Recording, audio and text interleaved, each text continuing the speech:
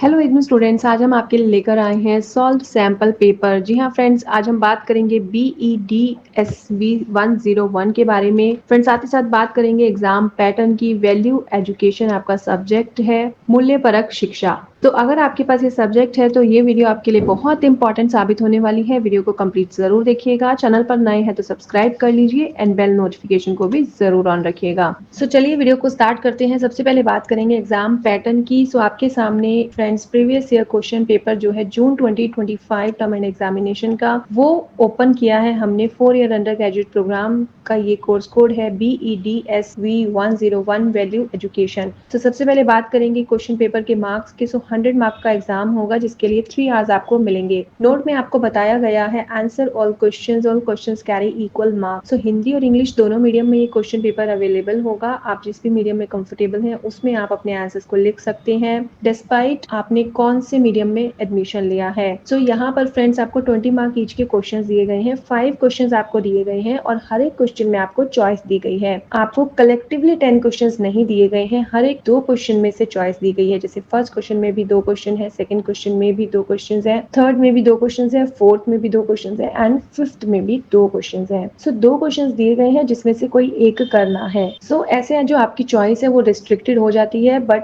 The good part is at least आपको choice दिया गया है तो आप अकॉर्डिंगली कर सकते हैं। ठीक है, तो बहुत ही सिंपल एग्जाम पैटर्न है जो हमने अभी डिस्कस किया। अब बात कर लेते हैं डायरेक्टली सैंपल पेपर की जो हम आपके लिए लेकर आए हैं। Solve sample paper for the December examination. So आप इसे जरूर रेडी कीजिएगा। फ्रेंड्स, ये PDF आप कहाँ से डाउनलोड कर सकते हैं वो भी हम आपको वीडियो में जरूर बताएंगे, तो वीडियो को कंप्लीट देखिएगा, विदाउट स्किपिंग देखिएगा। फ्रेंड्स, अगर आपने अभी तक अपने असाइनमेंट नहीं बनाए या सबमिट नहीं किए तो आप फ्रेंड्स परचेज कर सकते हैं gulibaba.com से रेडीमेड असाइनमेंट, जो कि आपको डिस्काउंटेड प्राइस पर अवेल कराए जा रहे हैं। आप देख सकते हैं BEDSV 101। सो लेटेस्ट असाइनमेंट जो आपको दिसंबर एग्जामिनेशन के लिए सबमिट करने हैं वो अवेलेबल है। इसी प्रकार से फ्रेंड्स, अगर हेल्प बुक की बात करें तो जो ये सैंपल पेपर हम आपके लिए लेकर आए हैं वो गुलीबाबा की बुक से ही हम आपके लिए लेकर आए हैं। सो अगर आप ये पूरी बुक परचेज करना चाहते हैं तो वो भी कर सकते हैं, उस पर भी आपको डिस्काउंट ऑफर किया गया है। सो चलिए अब बात करते हैं क्वेश्चन आंसर की। सो फर्स्ट क्वेश्चन है नैतिक चेतना के बारे में संक्षेप में समझाइए या चर्चा कीजिए। तो नैतिक चेतना उन मानदंडों को निर्धारित करती है जिनके द्वारा लोग अपने कार्यों का मूल्यांकन करते हैं। नैतिक चेतना बुद्धि के समान एक जन्मजात गुण है जिसे मानव व्यक्तित्व में पूर्ण रूप से विकसित होने के लिए एक उपयुक्त वातावरण या शिक्षा की आवश्यकता होती है। तो यहाँ पर फ्रेंड्स बताया गया है कि जो नैतिक चेतना है क्या है, वह जो लोगों के द्वारा किए गए कार्य हैं उनका मूल्यांकन करती है। जो नैतिक चेतना है वो बुद्धि के समान होती है जो जन्मजात होती है, पर उसका विकास किया जा सकता है अगर हम एक उपयुक्त वातावरण या शिक्षा व्यक्ति को दें। यह जन्मजात है लेकिन इस अर्थ में नहीं कि मनुष्य स्वभाव से अच्छा है, जैसे कि रूसो व अन्य रोमानी प्रकृतिवादियों ने दावा किया है। वास्तव में मनुष्य 2 प्रकार की शक्तियों के साथ पैदा होता है। एक आत्म संरक्षण जो सहज ज्ञान के साथ आक्रामकता, क्रोध, ईर्ष्या, भय, सेक्स की लालसा इत्यादि की ओर ले जाती है, और दूसरा होता है सामाजिक संरक्षण जो प्यार, स्नेह, सहानुभूति, देखभाल, करुणा, सहानुभूति, दूसरों के प्रति विचार, तर्क संगतता आदि की ओर ले जाता है। सो यहाँ पर 2 पॉइंट्स यहाँ पर आपको क्लियर कर दिए गए हैं। फ्राइडन शब्दावली में पहली प्रवृत्ति पहचान संबंधित है और बाद वाली अति अहंकार से संबंधित है एवं अहंकार स्टीयरिंग के रूप में कार्य करता है जो दोनों को नियंत्रित करता है, उनके बीच में संतुलन बनाता है। जैसे एक गाड़ी के स्टीयरिंग से आप गाड़ी को कहीं भी मोड़ सकते हैं, कोई भी दिशा दे सकते हैं, उसी प्रकार से यहाँ पर अहंकार को बताया गया है। सिगमंड फ्राइड के अनुसार मानव मानस के 3 भाग होते हैं, पहचान, अहंकार और महा अहंकार। सो पहचान आनंद चाहता है और आवेगपूर्ण है।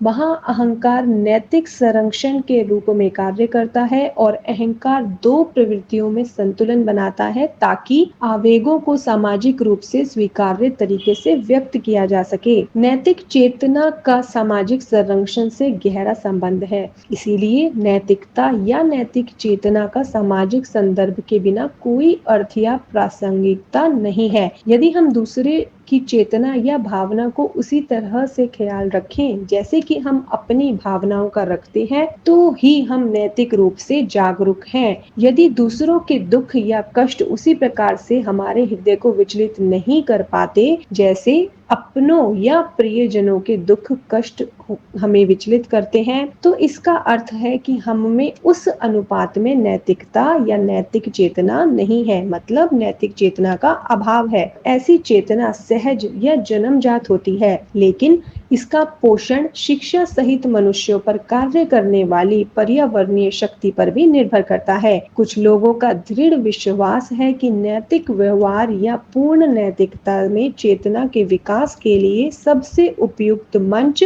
धर्म है। पूजा स्थलों की यात्रा, धार्मिक गुरुओं के उपदेश सुनना और इसी तरह के अन्य कार्य करना। उनका मानना है कि धर्म और नैतिकता के बीच घनिष्ठ एवं आवश्यक संबंध है। हालांकि कई अन्य लोगों को यह दावा बेहद विवादास्पद लगता है। ठीक है, सो यहाँ पर फुल्ली इसको एक्सप्लेन किया गया है। आप इस आंसर को एज इट इज भी कर सकते हैं रेडी, या फिर रेफरेंस के लिए ले सकते हैं और इसमें चेंजेस कर सकते हैं, ऐड ऑन कर सकते हैं। बट यहाँ पर बहुत ही सिंपल वर्ड्स में आपको क्लियर ये चीज समझाई गई है कि नैतिक चेतना क्या है, उसके बेसिक्स क्या है, और साथ ही साथ रेफरेंसेस भी यहाँ पर दी गई हैं जो देना बहुत जरूरी है। रेफरेंसेस देने से डेफिनेटली जो आपके मार्क्स हैं वो इंक्रीज हो सकते हैं, क्योंकि टीचर पर अच्छा प्रभाव पड़ता है। अब फ्रेंड्स, नेक्स्ट क्वेश्चन में आपसे पूछा गया है इसके स्वरूपों के बारे में।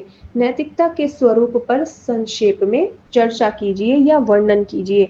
आपसे किसी तरह से भी क्वेश्चन पूछा जा सकता है। आपको समझने की बात है कि जो क्वेश्चन है उसका बेस क्या है, आपसे क्या पूछा जा रहा है, उसी तरह से आप उसे पोर्ट्रे कर सकते हैं, अपने आंसर को लिख सकते हैं। ठीक है, अब यहाँ पर हम इसके स्वरूप की बात करें तो नैतिकता मूल्यों, विश्वासों और सिद्धांतों का एक समूह है जो किसी व्यक्ति के व्यवहार और निर्णयों का मार्गदर्शन करता है।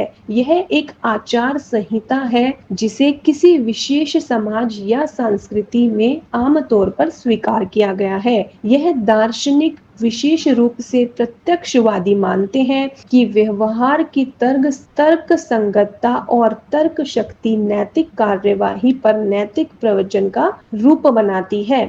तदनुसार किसी भी परिस्थिति में कोई भी व्यवहार अच्छा नहीं कहा जा सकता यदि वह परिस्थिति में तर्क संगत या उचित नहीं है, भले ही वह बोधगम्य उच्चतम गुण के अनुरूप हो। इसके विपरीत कोई भी व्यवहार या क्रिया जो दी गई परिस्थिति में तर्क संगत है, किसी बड़े मानवीय उद्देश्य या लक्ष्य को प्राप्त करने के लिए प्रभावी, भले ही जिसे हम मानवीय बुराइयां कहते हैं जैसे कि झूठ बोलना, उस लक्ष्य को प्राप्त करने के साधन के रूप में उपयोग किया जा सकता है, वह निश्चित रूप से अच्छा होगा। यानी अगर लक्ष्य सार्थक है या पीछा करने योग्य है तो साधन ज्यादा मायने नहीं रखते।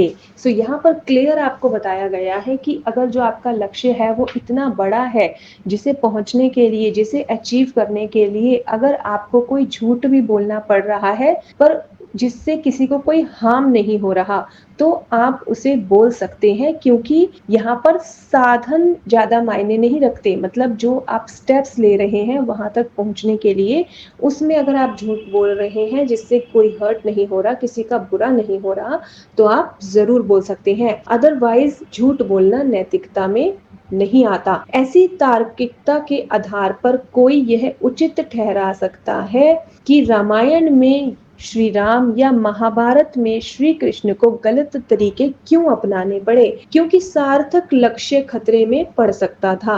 जैसे कि एग्जाम्पल यहाँ पर क्लियर दिया गया है, और बहुत सारी बुराइयां उत्पन्न हो सकती थी। अंतः किसी कार्य की तर्क संगतता जो उसका स्वरूप है उसके नैतिक मूल्य को निर्धारित करती है, ना कि स्व कार्य जो कि विषय वस्तु है। सो यहाँ पर हमने आपके साथ 2 क्वेश्चन शेयर किए आंसर्स के साथ। बाकी आप यहाँ पर देख पा रहे हैं, लोकतंत्र की आधुनिक अवधारणा का वर्णन कीजिए, भारतीय सभ्यता एवं संस्कृति पर चर्चा कीजिए, किस प्रकार की चीजें अच्छी हैं संक्षेप में बताइए, मूल्योन्मुख वातावरण के निर्माण पर प्रकाश डालिए, पहचान की बहुलता पर प्रकाश डालिए, लोकतंत्र की अवधारणा के ऐतिहासिक परिप्रेक्ष्य पर संक्षेप में चर्चा कीजिए। मूल्य दुविधा का उल्लेख कीजिए। कुसमायोजित बच्चों को संभालने की रणनीतियों का विश्लेषण कीजिए। ये सभी क्वेश्चंस फ्रेंड्स आप डाउनलोड कर सकते हैं इस पीडीएफ से। ये पीडीएफ अवेलेबल है gulibaba.com के ऑफिशियल टेलीग्राम चैनल पर, जिसका लिंक डिस्क्रिप्शन में दिया गया है। वहां से आप इसे डायरेक्टली डाउनलोड कर सकते हैं और पूरी पीडीएफ आप खुद भी स्टडी कर सकते हैं और प्रिंट आउट्स भी ले सकते हैं। आई होप ये वीडियो आपके लिए इन्फॉर्मेटिव रही होगी। Thank you so much for watching the video till end. See you soon in the next video and stay tuned with the channel for more updates.